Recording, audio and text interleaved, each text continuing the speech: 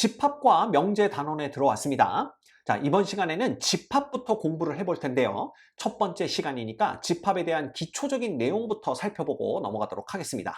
자, 가장 먼저 집합이 뭔지부터 우리가 알아봐야 될 텐데요. 자, 집합은요, 어떤 조건에 의하여 그 대상을 명확히 구별할 수 있는 것들의 모임이다. 이렇게 되어 있습니다. 자, 예를 들어서 우리가 잘생긴 사람들의 모임, 이거 한번 생각해 볼까요? 잘생긴 사람들의 모임. 자, 이러면 얘는 집합일까요? 아닐까요? 자, 이 잘생겼다라는 요 부분에 기준이 애매모호합니다. 자, 어떤 사람을 놓고 봤을 때 일부는 그 사람이 잘생겼다고 생각할 수 있지만 또 다른 일부는 그 사람이 못생겼다고 생각할 수 있죠. 따라서 사람마다 기준이 다 다르기 때문에 그 대상을 명확히 구별할 수 없습니다. 따라서 이 잘생긴 사람들의 모임은 집합이라고 보기 어렵다라는 걸 알 수가 있어요. 그래서 이건 집합이 아닙니다. 자, 그런데 몸무게가 70kg 이상인 사람들의 모임, 이거 한번 생각해 볼까요? 만약에 몸무게가 70kg 이상인 사람들의 모임이다 라고 한다면 이거는 그 대상을 명확히 구별할 수 있죠.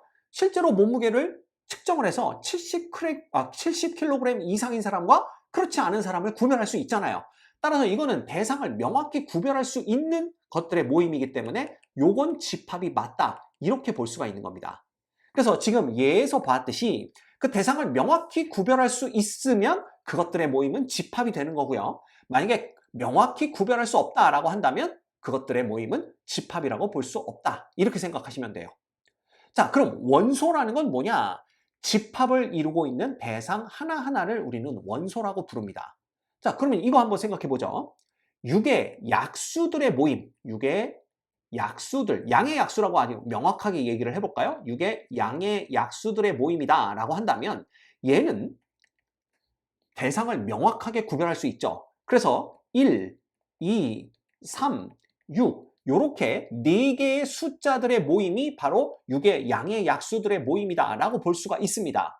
그러면 이 숫자 4개가 하나의 집합을 이룬다 라고 볼 수가 있고요.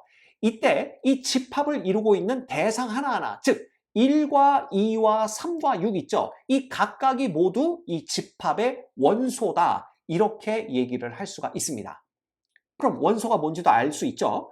그러면 집합과 원소의 포함관계, 즉 A가 집합 A의 원소일 때, 자, 여기다 보시다시피 우리가 원소를 나타낼 때는 대개 소문자를 이용해서 나타냅니다. 그 다음에 집합을 나타낼 때는 대개 대문자를 이용해서 나타낸다. 요거 그냥 관례라고 보시면 돼요.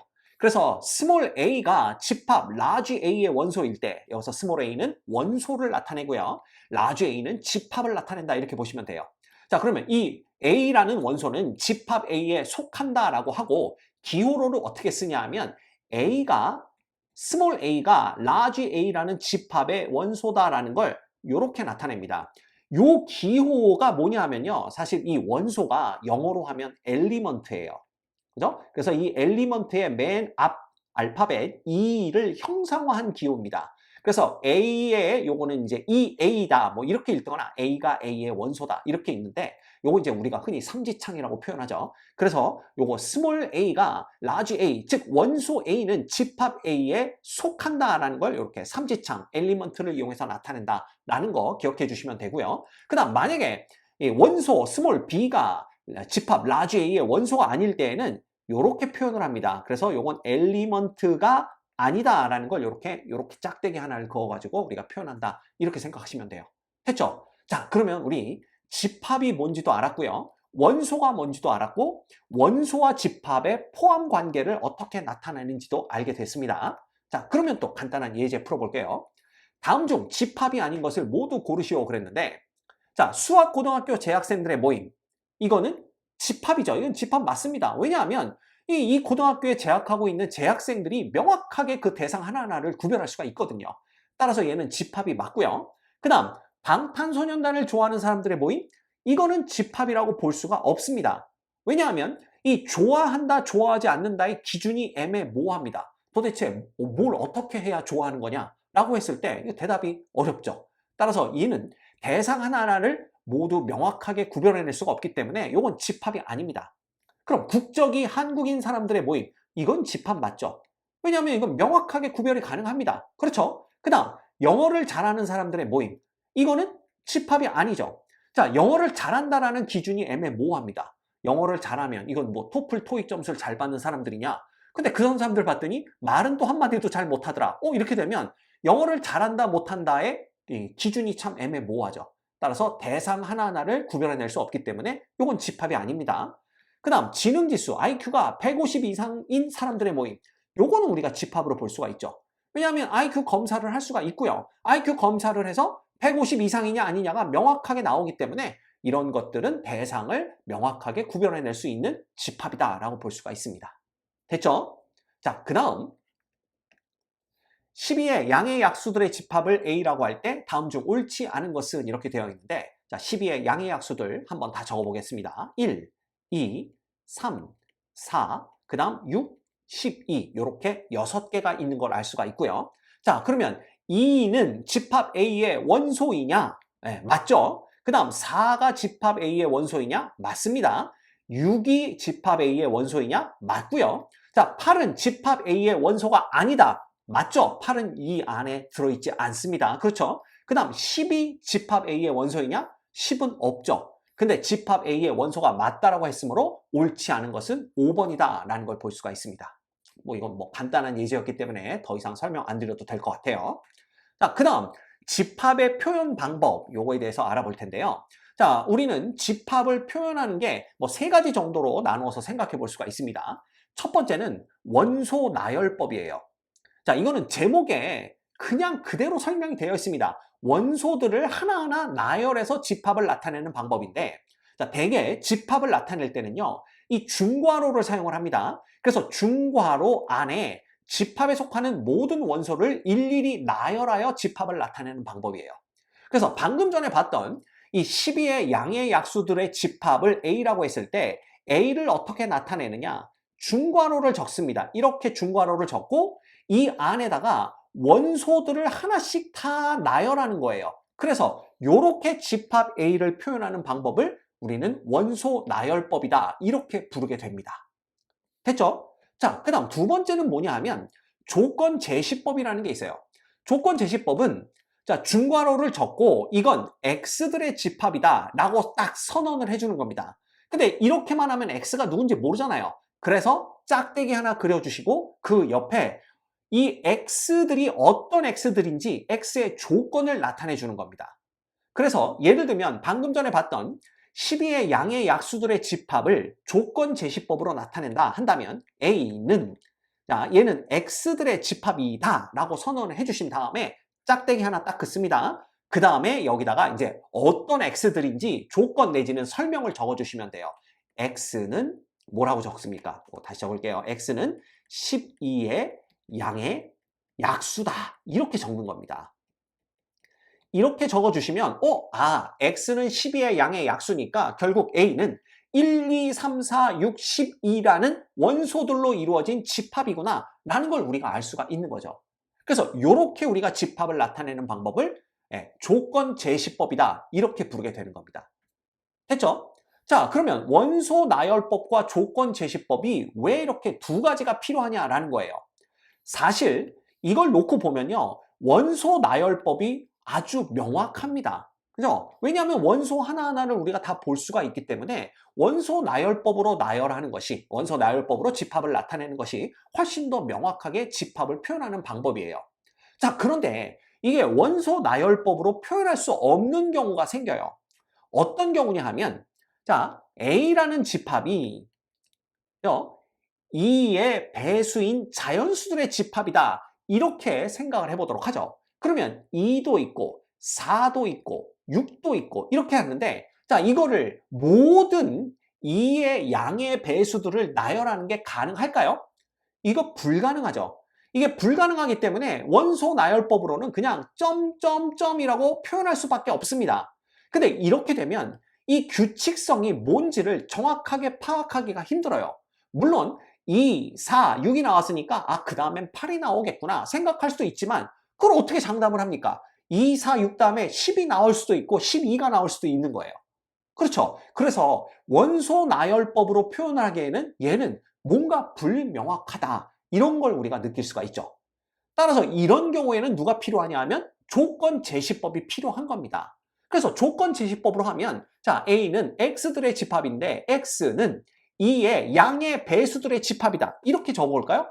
양의 배수들의 집합이다. 이렇게 적어본다면 이거 점점점이라는 이 불명확한 표현을 하지 않아도 2, 4, 6, 8, 10, 12, 14, 16 이런 수들로 이루어진 집합이구나 라는 걸 우리가 확실하게 알아낼 수가 있죠. 그래서 원소 나열법과 조건 제시법이 둘 다 필요하다라는 걸 우리가 알 수가 있는 겁니다. 됐습니까? 예. 자, 그 다음에 또 집합을 표현하는 방법에는 벤 다이어그램이라는 게 있어요. 이 벤은요, 수학자 이름입니다. 다이어그램은 이건 뭐 그냥 그림이다 라고 보시면 돼요. 그래서 벤이라는 수학자가 만들어낸 그림으로 집합을 표현하는 방법이다 라는 건데, 자, 원이나 도형을 이용하여 그림으로 집합을 나타내는 방법입니다. 그래서 이건 또 어떻게 하느냐 하면 대개는 이렇게 원으로 표현을 해요. 그래서 원 하나를 이렇게 그려주신 다음에, 자, 이걸 원을 똑바로 그려야 되겠네요. 이렇게 원을 그려주신 다음에 그 다음에 여기에 이제 일부분을 우리가 이렇게 지우고 여기를 이렇게 지웁니다. 그 다음에 여기에다가 A라고 써요. 그럼 이거는 집합 A구나. 그 다음 집합 A에는요 원소가 1, 2, 3, 4, 6, 12가 들어있다 라는 걸 이렇게 표현합니다. 그래서 집합을 벤이라는 수학자가 만든 그림으로 표현했다. 그래서 벤 다이어그램이다 이렇게 얘기를 합니다. 자, 이때 원소들을 써줄 때는요 그냥 원소들만 적습니다. 그래서 여기에는 뭐 컴마 이런 걸 적지 않아요. 그죠? 자, 그러다 보니까 이게 이제 문제가 발생하는 게 뭐냐 하면 이게 시험 볼 때는요 마음이 급하잖아요. 그러다 보면 이걸 이렇게 또박또박 적질 않아요. 그래서 시험 볼 때 벤 다이어그램을 적다 보면 1, 2, 3, 4, 5, 그 다음에 6 뭐 이렇게 적습니다. 6, 10이라고 적어볼까요? 4, 6, 12 이렇게 적습니다. 그러다 보니까 이게 1, 2, 3인지 12와 3인지 1과 23인지 123인지 이거 알아보기가 힘들다는 거죠. 그래서 사실은 여기에다가 컴마를 적지 않는데 시험 볼 때 헷갈리지 않으려면 그냥 컴마를 적어도 괜찮아요. 그냥 알아보면 되는 거지 꼭 룰을 지킬 필요는 없잖아요. 그렇지만 만약에 벤 다이어그램을 그려서 답안을 제출해야 되는 문제다 라고 한다면 그때는 컴마를 안 적는 게 유리합니다. 무슨 얘기인지 아시겠죠? 그래서 원래는 컴마를 적지 않는 게 원칙이지만 시험 볼 때 실수를 하지 않기 위해서는 뭐 컴마를 적어도 무방하되 만약에 벤 다이어그램을 이용해서 답안을 제출해야 되는 경우가 생긴다. 그럴 때는 컴마를 안 적는 게 감점을 당하지 않는 좋은 방법이다. 이렇게만 알고 계시면 됩니다. 아셨죠? 자, 그러면 원소 나열법, 조건 제시법, 벤 다이어그램이 뭔지 다 이해하셨을 거라고 믿습니다. 자, 간단한 예제 같이 풀어보도록 할게요. 다음 집합을 원소 나열법으로 표기된 것은 조건 제시법으로, 조건 제시법으로 표기된 것은 원소 나열법으로 바꾸어 나타내시오. 이렇게 되어 있습니다. 그럼 요거 한번 바꿔볼까요? 1번은 A는 -1과 1 이렇게 되어 있는데 자, 요걸 조건 제시법으로 바꿔보면 집합 A는 X들의 집합입니다. 근데 어떤 X냐? X제곱 이퀄 1 요걸 만족시키는 X들의 집합이다. 이렇게 보면 되는 거죠. 그럼 이거 풀면 X는 플러스 마이너스 1이 나오기 때문에 요게 원소 나열법으로 하면 -1과 1로 이루어진 집합이구나 라는 걸 알 수가 있게 되는 거예요. 됐죠? 그 다음 두 번째, 자 B는 2, 4, 6, 8이라는 원소 나열법으로 딱 집합이 표현되어 있죠. 이걸 조건 제시법으로 바꿀 겁니다. 그러면 이것도 마찬가지예요. X 이렇게 바꾸는 겁니다. 그죠? 그 다음에 X는 equal 2K라고 적어주고 근데 2K면 안 되죠. 왜냐면 2, 4, 6, 8 4개만 있으니까 자 K는 4 이하의 자연수 이렇게 적어주면 되는 겁니다. 이렇게 하면 명확하게 어떻게 돼요? X는 2, 4, 6, 8 4개의 값만 가질 수가 있고요. 결국 B라는 집합이 2, 4, 6, 8이라는 4개의 원소로 이루어진 집합이다라는 걸 알아볼 수가 있습니다. 됐죠? 자, 그 다음 3번. 집합 C가 지금 조건 제시법으로 이렇게 표현이 되어 있습니다. 그런데 X, 이 C는 X들의 집합이죠. 어떤 X들이냐? X제곱 빼기 3X 플러스 2 이퀄 0을 만족시키는 X들의 집합입니다. 그죠? 그래서 우리가 요거는 인수분해하면 X-1, X-2 이퀄 0이기 때문에 아, X는 누구와 누구구나, 1과 2구나 이렇게 알아낼 수가 있어요. 따라서 C라는 집합은 1과 2라는 원소들로 이루어진 집합이고 원소 나열법으로 표현하게 되면 이렇게 표현할 수가 있는 겁니다. 따라서 얘는요, 우리가 1번이나 3번 같은 경우에 방정식들을 만족시키는 X값들의 집합이죠. 즉, 이 방정식의 해들의 집합이기 때문에 우리가 흔히 이걸 뭐라고 부르냐 하면 해들의 집합이다. 그래서 방정식의 해 집합이다. 이렇게 표현을 하기도 합니다.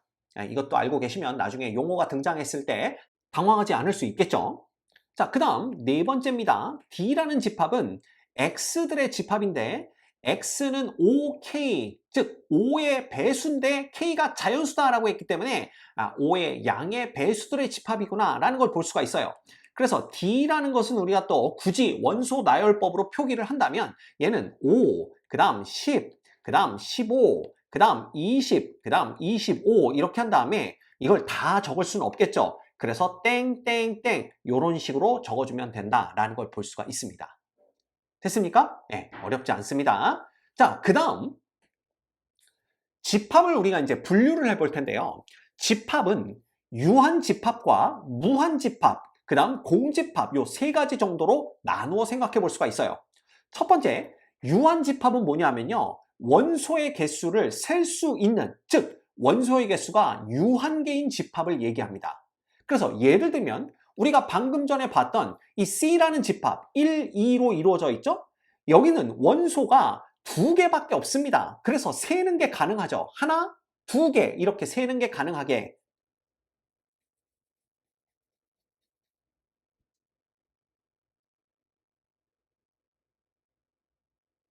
하나, 둘 이렇게 세는 게 가능하기 때문에 요거 이제 유한개의 원소로 이루어진 유한집합이다 라는 걸 볼 수가 있습니다.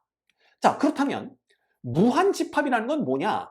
원소의 개수를 셀 수 없는, 즉 원소의 개수가 무한개인 집합이에요. 그래서 예를 들면 이 D집합 봅시다. 자, 요거는 5, 10, 15, 20, 25인데 얘가 끝납니까? 안 끝납니까? 안 끝나죠. 그러다 보니까 이 점점점을 사용했고요. 이 점점점을 사용했다는 얘기는 원소가 한없이 계속된다라는 걸 뜻합니다. 즉, 셀 수 없죠. 이게 몇 개인데요? 이건 평생 세도 못 셉니다. 따라서 이렇게 셀 수 없는, 즉 원소의 개수가 무한개인 집합을 우리는 무한집합이다 이렇게 얘기를 해요. 뭐 어려운 개념 아니니까 이해하셨을 거라고 믿습니다. 그 다음 공집합이라는 게 있어요. 공은 요거 비어있다라는 뜻입니다. 그러면 비어있는 집합, 즉 원소가 하나도 없는 원소의 개수가 빵개인 집합을 우리는 공집합이라고 불러요. 이것도 유한집합이라고 봅니다. 왜냐하면 셀 수 있죠. 빵개 이렇게 셀 수 있기 때문에 이것도 유한집합이지만 원소가 하나도 없으면 그게 이제 또 엄청 특징적인 집합이기 때문에 우리가 공집합이라는 이름을 따로 붙여서 생각을 하는 겁니다. 그래서 공집합은 기호로 어떻게 나타내냐 하면 이렇게 동그라미를 하나 그리고 거기에다가 이렇게 짝대기 하나를 그려서 이게 아무것도 없다 이런 뜻으로 공집합 이렇게 표현을 하게 됩니다. 그래서 앞으로 이런 기호가 나오면 원소가 하나도 없는, 즉 원소의 개수가 빵개인 공집합을 나타내는구나 그렇게 생각하시면 돼요. 됐죠? 자, 그 다음에 또 이제 우리가 생각해 볼 수가 있는 게 집합의 원소의 개수입니다. 자, 집합 A가 유한집합일 때, 왜냐하면 유한집합이어야만 원소의 개수를 셀 수 있죠. 그때만 우리가 원소의 개수를 표현할 수가 있기 때문에 우리는 집합의 원소의 개수는 유한집합인 경우에 대해서만 생각을 합니다. 이때 집합 A의 원소의 개수를 기호로 NA와 같이 나타냅니다. 그래서 예를 들면 A가 1, 2, 3으로 이루어져 있는 집합이다 라고 한다면 우리가 NA라고 이렇게 써요. 이건 무슨 뜻이냐? 집합 A의 원소의 개수라는 뜻입니다. 이 N은 어디에서 나온 N이냐? 바로 넘버, 요 개수를 나타내는 영어 넘버의 맨 앞 알파벳 N을 따와서 여기다 갖다 쓴 거예요. 그래서 NA 그러면 집합 A의 원소의 개수를 나타내고요. 얘는 어떻게 됩니까? 지금 원소의 개수가 하나, 둘, 세 개니까 3이다. 이렇게 표현을 하게 되는 겁니다. 별거 없죠? 그래서 NA가 나타내는 건 집합 A의 원소의 개수를 얘기하는 거구나. 이것만 알고 계시면 돼요. 됐죠? 자, 그러면 또 간단한 예제 같이 보겠습니다. 다음 중 유한 집합을 찾고 그 원소의 개수를 구하시오 그랬는데 먼저 유한 집합을 찾아보도록 하죠. 자, A는 0, 이건 0 한 개로 이루어져 있는, 원소 하나로 이루어져 있는 집합이기 때문에 요거 유한집합 맞습니다. 그 다음 B는 X, 어떤 X들이냐? X는 3으로 나누어 2 남는 자연수. 그렇다면 자, B를 원소 나열법으로 쓴다면 2 되겠죠? 5 되겠죠? 8 되겠죠? 11 되죠? 그 다음 14 되고 이거 끝나지 않습니다. 계속되는 걸 볼 수가 있어요. 따라서 얘는 셀 수 없는, 즉 원소의 개수가 무한개인 무한집합이 됩니다. 그래서 일단 얘는 예선 탈락이에요. 됐죠? 그 다음 세 번째 C라는 집합 역시 2, 4, 8, 16, 32 땡땡땡인 걸 봐서는 이것도 계속된다라는 걸 뜻하고요. 요거는 2의 거듭제곱들로 이루어진 집합, 즉 원소의 개수를 셀 수 없는 무한집합이다라는 걸 볼 수가 있습니다. 따라서 3번도 예선 탈락이죠. 자, 4번은 D는 X들의 집합인데 어떤 X들이냐? X는 두 자리 자연수입니다. 자, 근데 이제 여기에서 선생님, 두 자리 자연수는 무지하게 많은데 이것도 무한집합 아닌가요? 라고 말하는 친구들이 있는데 아니죠. 아무리 개수가 많아도 유한합니다. 언젠가는 셀 수 있다는 거죠. 그렇게 되면 무조건 유한집합이에요. 예를 들어 X들의 집합인데 X는 1조 이하의 자연수들의 집합이다. 이렇게 되어 있어도 뭡니까? 이것도 유한집합이에요. 왜냐하면 1조라는 수는 엄청나게 큰 수죠. 그렇지만 그렇다고 무한한 수는 아닙니다. 세면 언젠가는 셀 수 있죠. 따라서 유한집합으로 보셔야 돼요. 그러면 얘도 유한집합이 맞습니다. 자, 그렇다면 이제 얘 원소의 개수를 구해봐야 되는데 원소의 개수는요. 1번 같은 경우에는 NA로 표현을 하죠. 그 다음에 이거는 1이다 라는 거 금방 알 수가 있습니다. 왜냐하면 원소가 하나밖에 없으니까요. 그 다음 4번 같은 경우에는 집합 D의 원소의 개수니까 ND 이렇게 표현을 하고요. 그럼 이제 원소가 몇 개냐 이걸 봐야 되는데 두 자리 자연수는요. 10부터 시작을 합니다. 11, 그 다음 12, 그 다음 13 이렇게 해서 이걸 또 원소 나열법으로 나타낸다면 땡땡땡 해서 사실은 99까지 이렇게 표현을 할 수밖에 없는데 자, 이것도 약간 불명확합니다. 이게 뭔지 잘 알 수가 없지만 조건 제시법으로 하면 명확해지죠. 그래서 이런 경우에는 되게 조건 제시법으로 나타내는 게 맞습니다. 자, 어쨌든 우리는 원소의 개수만 세면 되니까 1부터 99까지는 자연수가 총 99개가 있다는 걸 볼 수가 있는데 이 중에서 1부터 9까지를 제외하면 되는 거죠. 그럼 1부터 9까지는 총 9개가 되는 걸 볼 수가 있고요. 따라서 10부터 99까지는 99개에서 9개를 뺀 90개의 자연수로 이루어진 집합이구나 라는 걸 볼 수가 있게 되는 겁니다. 됐죠? 즉 10부터 99까지는 90개의 자연수가 있다. 이렇게 보시면 되죠. 따라서 ND는 90이다. 이렇게 적어주시면 되는 겁니다. 됐습니까? 자, 이번 시간에 우리 집합에 대한 기초적인 내용들을 공부를 해봤어요. 그래서 집합이 뭐고 원소가 뭐고 집합을 어떻게 표현하며 어떻게 분류할 것이며 그 다음 원소의 개수는 어떻게 표현할 수 있는지 뭐 이런 것들 배웠는데 요거는 집합을 공부하는 데 있어서 가장 기본이 되는 내용들입니다. 그래서 이걸 모르면 앞으로 집합 단원을 공부해 나가기가 힘들어져요. 따라서 이번 시간에 공부한 거 어려운 내용은 없으니까 여러분들 확실하게 머릿속에 심은 다음에 그 다음 영상들을 보시면 좋을 것 같습니다.